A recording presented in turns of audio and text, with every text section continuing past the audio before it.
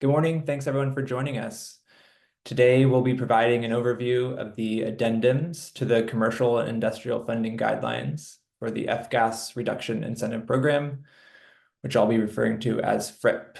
My name is Kai Gray. I'm a Senior Program Manager with the North American Sustainable Refrigeration Council, and I'll be going over the slides today. Please note, we are recording this webinar, and the slides will be available afterwards. We do have time reserved for Q&A at the end, so please feel free to submit questions through the Q&A chat box in the meantime. With that said, I'll start with a brief overview of the program. So California's state legislature appropriated $65 million to CARB, the California Air Resources Board, in the 2022-23 and 2023-24 budget years to increase the adoption of climate-friendly refrigerant technologies and further efforts to reduce F-gas emissions. The sector we're going to be focusing on today is commercial and industrial refrigeration, which has been allocated $38.5 million in funding for existing facilities with systems listed on CARB's Refrigerant Management Program, or RMP. A few of the program highlights you can see here on the slide. The funding guidelines in full and the addendums are linked here. Sorry, you're not sharing your screen. Oh, minor details. Thank you, Danny. Give me a second here. Let me do that critical step. It's all right. None of the attendees caught it either, so no job here. Just keep me honest here. Okay, here's the slide that you should all be seeing now. Can someone confirm that you can see it? Yes. Okay, great. All right. So like I was saying, you can see the links to the funding guidelines and the addendums here on the slide. And all these documents, as well as other resources, can be found on the application portal at fripfunding.com. The program is first come, first served. And the current application window is open until August 29th, 2025, or until funding runs out. Next, I'll provide a brief overview of California Senate Bill 1206. So this was adopted into law in 2022 to restrict the sale and distribution of virgin high GWP refrigerants on a phased timeline that started this year. So by 2033, the sale and distribution of virgin refrigerants with a GWP over 750 will be prohibited. Note that the use of reclaimed HFCs is allowed under SB 1206. And so the first step of 1206 went into effect this year, prohibiting virgin refrigerants with a GWP limit of 2,200 or higher. This impacts supermarkets and other businesses using HFCs such as R404A and R507. Additionally, higher GWP substances are becoming scarcer as the national HFC phase-down progresses. Through FRIP, CARB has dedicated funds to support the transition to climate-friendly, ultra-low GWP refrigerant systems. FRIP funding can help commercial and industrial refrigeration facilities make the switch now, avoiding higher refrigerant costs as the national HFC phase-down progresses, and also future-proof their refrigeration equipment. SB 1206 makes it clear that California's future is ultra-low. With the first deadline of SB 1206 already here, now is the perfect time to take advantage of these incentives and transition to more sustainable technologies. Okay, so now to the addendums, which I think we're all here to learn about. So based on public feedback, CARB has made several important changes to the commercial and industrial funding guidelines to address the feedback and support the achievement of the goals of the program. So this slide includes a summary highlighting the changes that we'll be reviewing in detail in the following slides. So starting at the top, the length of the application window has been extended to 6 months. The sector-specific funding set-asides have been removed. For retail food refrigeration with less than 20 facilities in California, both the maximum incentive per facility and the per company maximum have both been increased. For retail food refrigeration with greater than or equal to 20 facilities in California, as well as national chains operating in California, the per company maximum has been increased. For industrial process refrigeration, cold storage, and other refrigeration, the maximum incentive award per facility and the per company maximum have both been increased. Additionally, the minimum refrigerant charge threshold has been reduced. And finally, air-cooled self-contained equipment is now eligible for funding with some limitations. So now I'll review each of these in a little bit more detail. Starting with the funding windows here on the left side of the screen, window 1 is now closed. Window 2 just opened this week and will remain open until August 29th of this year or until funding runs out. There are 3 eligible sectors for funding. Retail food refrigeration has been split into 2, those with greater than 20 facilities and those with less than 20 facilities. And as you can see, the sector-specific funding set-asides have been removed, and all sectors will be eligible to access the remaining funding on a first-come, first-served basis, with the exception of a time-limited funding set-aside for small and independent retail food facilities. That's the $6.15 million seen there on the second row.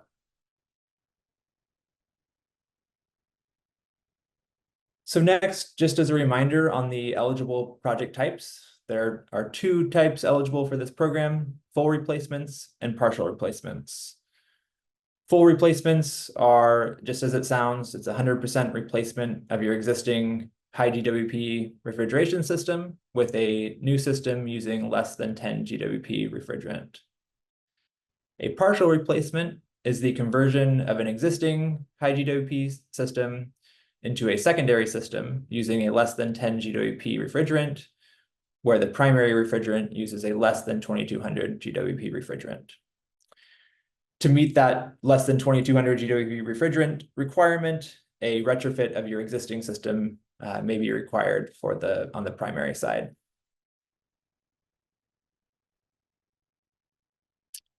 Next, to review some of the incentive rates. So these rates are dependent on the sector as well as the project type, which we just discussed.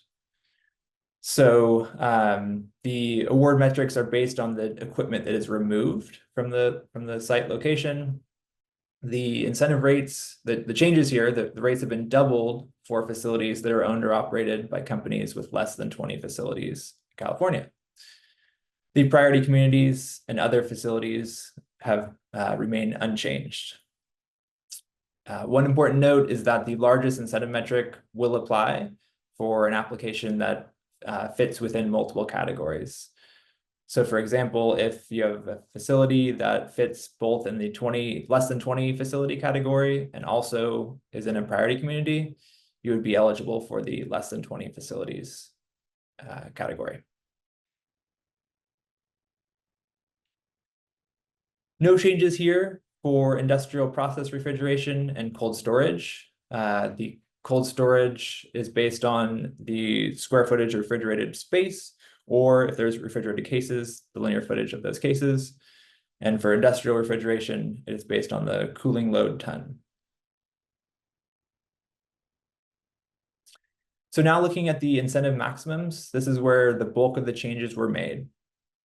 So for food retail with greater than 20 facilities, the parent company maximum has been increased to 2 million or 2.2 million if at least 4 facilities are located in priority communities. The facility maximums or the site-specific maximums have not changed. So for priority communities, the maximum is 500,000. For all others, it's 400,000. For food retail facilities with less than 20 in California, the parent company maximum has been increased to 2 facilities that are eligible for 750,000 each. For industrial process refrigeration and cold storage, the parent company maximum is 3 million, and industrial sites are eligible for 2 million maximum per site, and cold storage is eligible for $750,000 per site.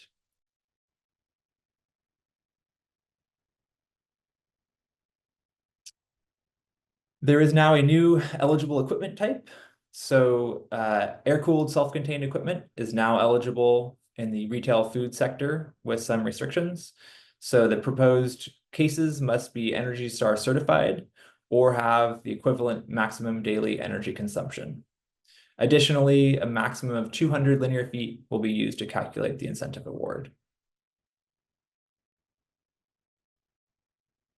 Now to review some of the eligibility criteria for the program. The existing system or the baseline system must use HFC or other high GWP F-gas equipment. The majority of the charge size must be from existing systems with greater than 50 pounds of refrigerant. And then here's some sector-specific requirements. So for retail food, the refrigerant must be greater than 1,300 GWP. For industrial, the existing refrigerant must be greater than 1,800 GWP. And the sum total of the refrigerant charge must be greater than 500 pounds at the facility. For cold storage, the requirements are the same, greater than 1,800 GWP refrigerant, and a sum total of greater than 500 pounds per facility. That minimum charge size has been reduced for both industrial and cold storage to that 500-pound requirement. All sites are required to comply or be listed with CARB's RMP and also comply with the 2020 HFC regulation. So on the installed side, what you're replacing your system with must use less than 10 GWP refrigerant. The equipment cannot be purchased until the grant agreement is executed. And for installation, must be completed by December 2026 and also completed by certified technicians. The high GWP refrigerants that are removed from the system must be treated according to existing laws, and the project must meet CEQA requirements. So no changes here to the overall application process and timeline, but as a reminder, all applications will be approved on a first-come, first-served basis, and all applications must be submitted through the online application portal. Once applications are submitted and everything is approved, the grant agreement will be issued within about 3 weeks. From there, once the agreement is executed, the PO can be issued and the equipment can be ordered. That must occur within 180 days of the grant agreement. From there, once the installation is complete, which again must be by December 2026, the grant claim can be submitted and within 60 days will be processed and paid.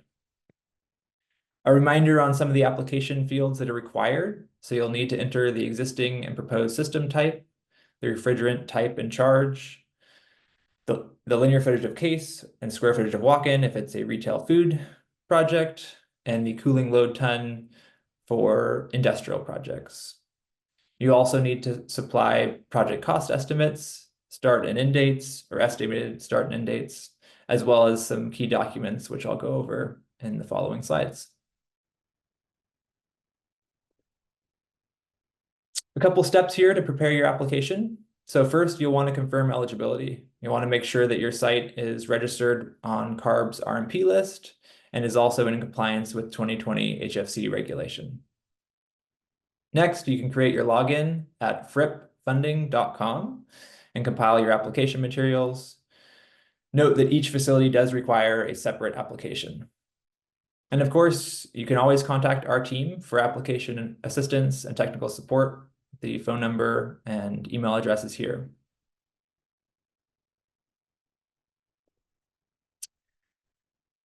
Next, I want to go over some application tips for any of you that might be considering submitting an application. So like I said, you'll definitely want to check and make sure that you're listed with RMP and make sure that the data that's listed there is accurate and representative of the equipment that you have on site today. Next, you want to be sure that the owner or operator of the facility is the one who creates the account on the online portal. You can set up a project manager to compile and submit the application, but it must be first created by the owner or operator of the site. Next, you want to confirm the expected project timeline. So as I mentioned,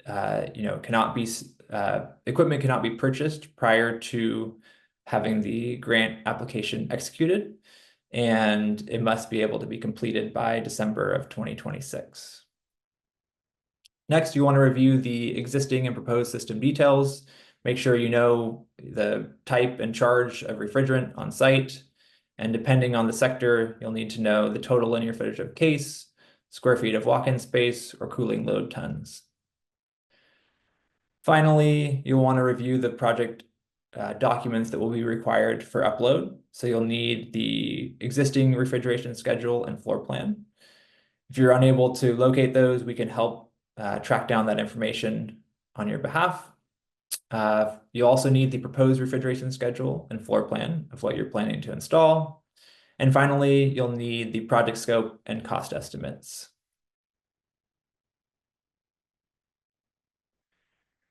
Lastly, just want to offer a reminder here that NASRC does offer complimentary application assistance that actually goes far beyond just the support with submitting applications and confirming project eligibility.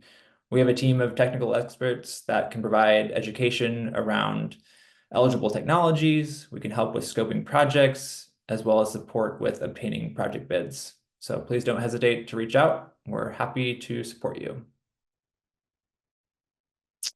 And with that said, I want to thank you all for joining today.